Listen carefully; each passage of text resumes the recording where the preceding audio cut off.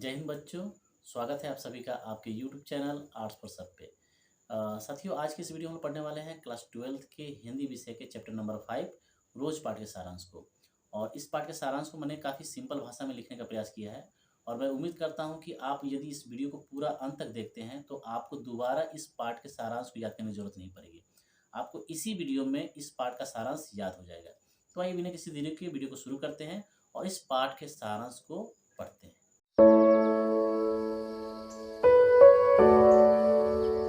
प्रस्तुत पाठ रोज सच्चिदानंद हीरानंद वात्स्ययन अगय द्वारा रचित एक चर्चित कहानी है।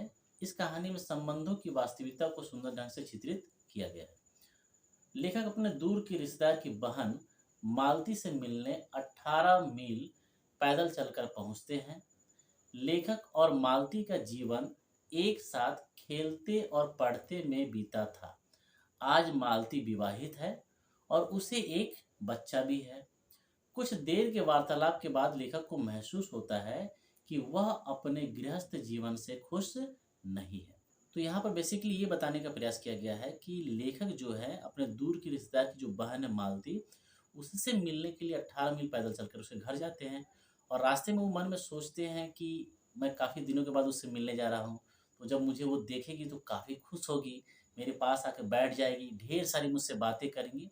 ऐसा सोचकर लेखक जो है वो मालती के घर जाते हैं। लेकिन जब लेखक मालती के घर पहुंचते हैं तो थोड़ी देर के लिए मालती बड़ी खुशी मन से लेखक को स्वागत करती है, लेकिन दूसरे ही क्षण पता नहीं क्या चीज़ सोचकर वो दुखी हो जाती है। तो लेखक कुछ देर उससे बातचीत करता है और बातचीत करने के बाद लेखक को पता चलता है कि मालती जो है वो अपने जीवन से खुश नहीं है, क्योंकि जब भी वो कुछ सवाल पूछते हैं मालती से तो मालती बहुत ही कम शब्दों में उसका जवाब देती है। तो इससे लेखक को महसूस होता है कि कहीं न कहीं मालती जो है वो अपने विवाहित जीवन से खुश नहीं है। पूरे दिन काम करना, बच्चे की देखभाल करना और पति का इंतजार करना, इतने में ही मानो उसका जीवन सिमट गया है। कुछ देर बैठने के बाद, कुछ देर बातचीत करने के बाद लेखक को महसूस होता है कि जो मालती का जीवन है वो घर के चार दीवारी के अंदर सीमित होकर रह गया है। बस घर के काम काज को देखना, बच्चे की देखभाल करना और पति का इंतजार करना, बस यही मालती का जीवन बनकर रह गया है।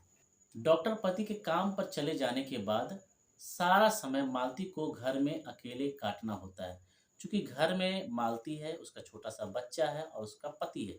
तो पति सुबह के समय में अपने क्लिनिक पर चले जाते हैं और उसके बाद से घर पर मालती और उसका बच्चा अकेला रहता है और सारा दिन वो घर के काम काजों में अपने को व्यस्त रखती है। उसका दुर्बल, बीमार और चिड़चिड़ा पुत्र हमेशा सोता रहता है या रोता रहता है। एक तो घर में कोई है नहीं, उसमें अगर एक छोटा-सा बच्चा भी है, वो भी बीमार है, वो भी चिड़चिड़ा है, सारा दिन या तो सोता रहता है या तो रोता रहता है। तो ऐसे में मालती को मन बहलाने के लिए, खुश रहने के लिए कोई ज़रिया उसके घर में नहीं है। इसकी वजह से क्या होता है, सब मालती जो है हमेशा परेशान रहती है, दुखी रहती है। मालती उसकी देखभाल करती हुई सुबह से रात 11 बजे तक घर के कार्यों में अपने को व्यस्त रखती है। उसका जीवन ऊब और उदासी के बीच यंत्रवत चल रहा है। जाहिर सी बात है, उसके जीवन में किसी प्रकार की कोई खुशी नहीं है।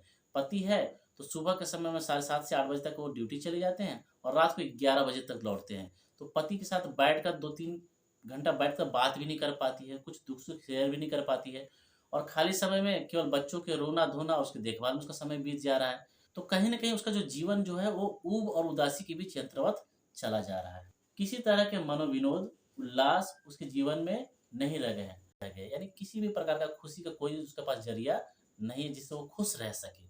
फिर भी वह अपने कर्तव्यों की अच्छी तरीके से निर्वाह कर रही है। इसके बावजूद चूँकि उसका बच्चा बीमार है, चिड़चिड़ा है, बीमार रहता है, सारा दिन रोता रहता है, वो उससे परेशान रहती है।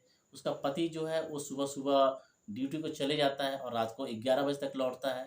तो यहाँ देखा जाए तो मालती का जो जीवन है बहुत ज़्यादा अच्छा नहीं है। वो अपने जीवन से ऊब चुकी है, लेकिन ऐसा नहीं है कि वो अपने कर्तव्यों को छोड़ दे रही है।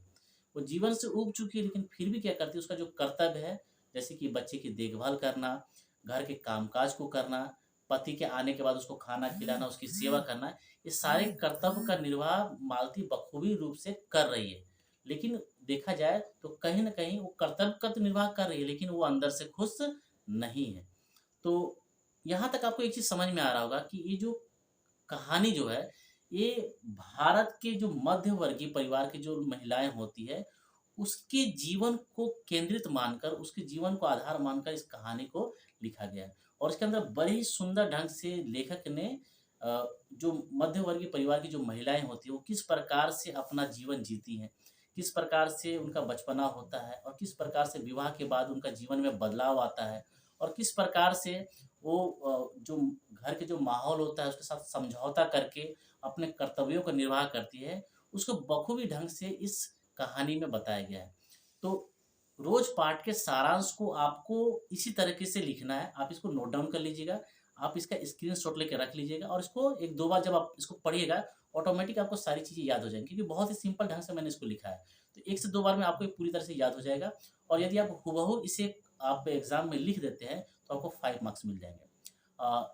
वीडियो को अंत करने से पहले मैं आपको बता दूँ कि इस पाठ से संबंधित जो भी ऑब्जेक्टिव क्वेश्चंस जो पिछले 10 साल में एग्जाम में पूछे गए हैं या पूछे जा सकते हैं, उन क्वेश्चन से रिलेटेड जो ऑब्जेक्टिव क्वेश्चन का जो वीडियो है, वो ऑलरेडी अपलोड हो चुका है।